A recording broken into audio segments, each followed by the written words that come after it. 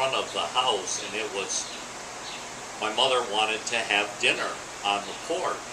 Well, you've seen how close the front of my house is to the sidewalk.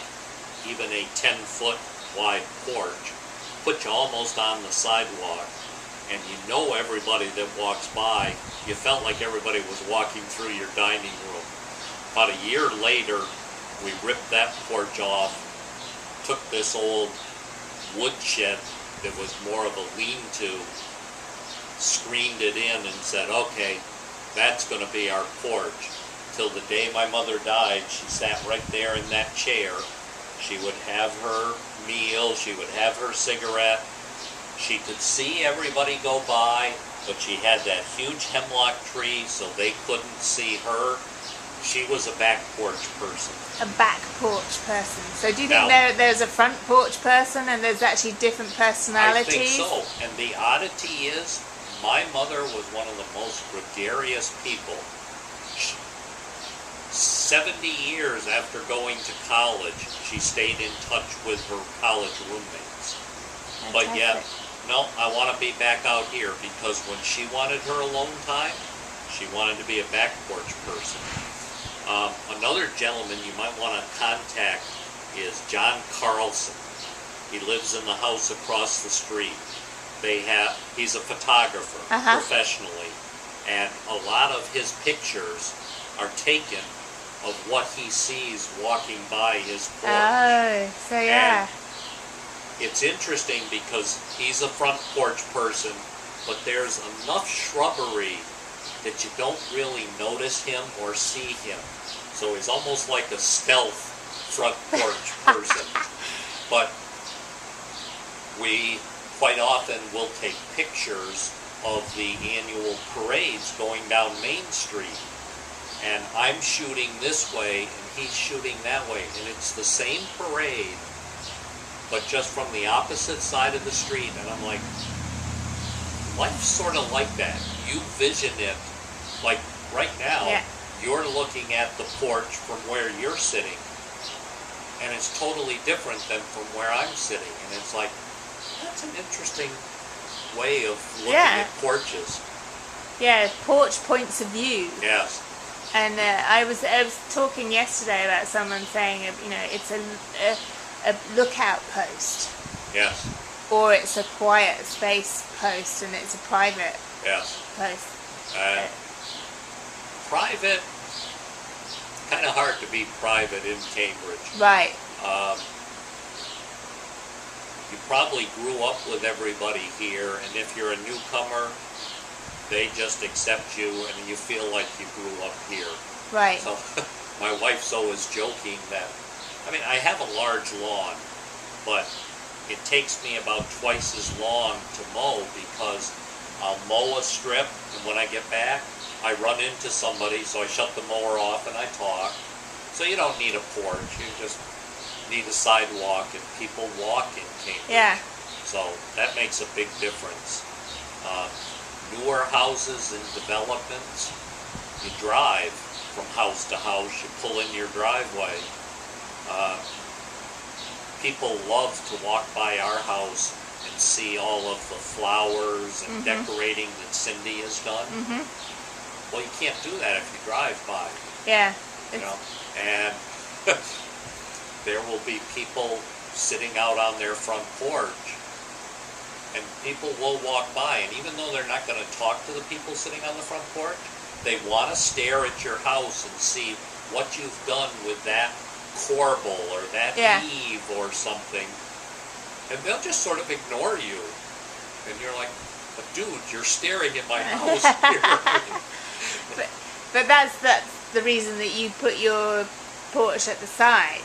And it just happened to be the way the house was built, and it's the way I remember it.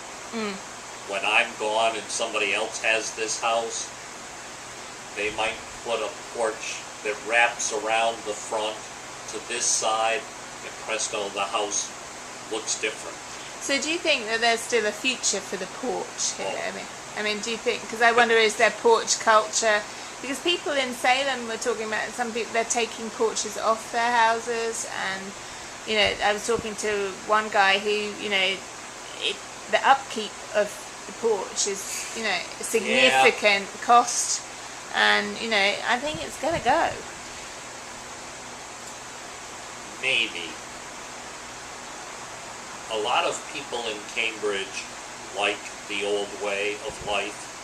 People come here because they want to go back in time, and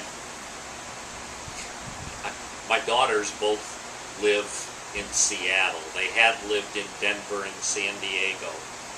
And we came here, we went down to the local diner for breakfast, and they're like, "This is so retro."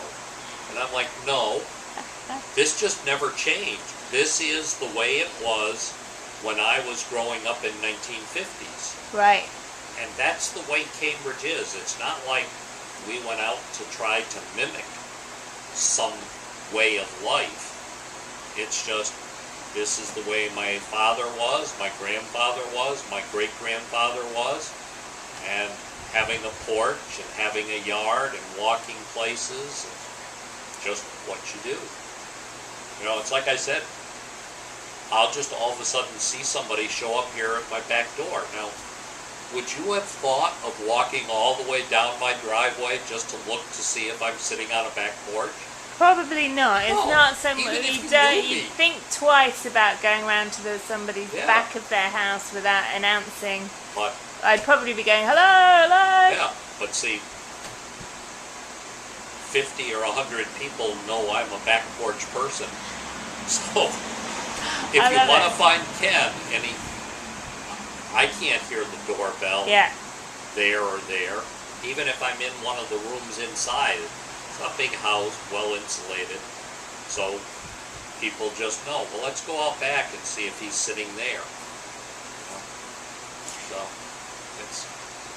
it's a cool place to live. Yeah.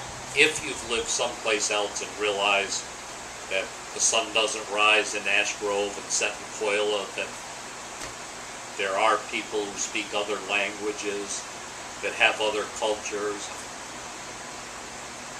We got invited to a Hanukkah party. All right. First one, a couple, maybe about 6 years ago. And I said to them, I had never met a Jew until I went to college.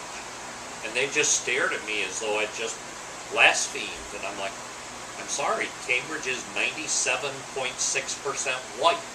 Right. I mean, Jew, I hadn't seen a black person. I mean, come on. I didn't quite understand what the civil rights movement was all about. So. Yeah. So, but you said that in Cambridge people are very welcoming to incomers and strangers, and. Yes.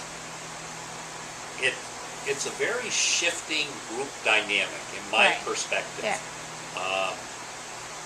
You can be in this group opposed to this group, like Ken's that damn liberal Democrat and I'm this conservative Republican, therefore I'm against him. But wait a second, Ken's in the Historical Society and I like history, so now we're on the same side. Oh wait, he's over there and I'm on this. So depending on the topic, people are with you or against you and accepting or rejecting. Right. The nice thing that I like here in Cambridge of the people who have come here, they came here because they liked Cambridge's way of life and they wanted to adapt to us. They didn't want us to put a Starbucks down there on the corner because that's what they had back home. Right. Has Starbucks tried to come here? McDonald's has a lot of these, and Cambridge said, no thanks, you can have it over in Greenwich. Right. So what's the population of Cambridge? The village has just under 2,000. Right. And so it's like double Salem. This village in Salem seems to be tiny. Yeah, I don't know where the village boundaries are there.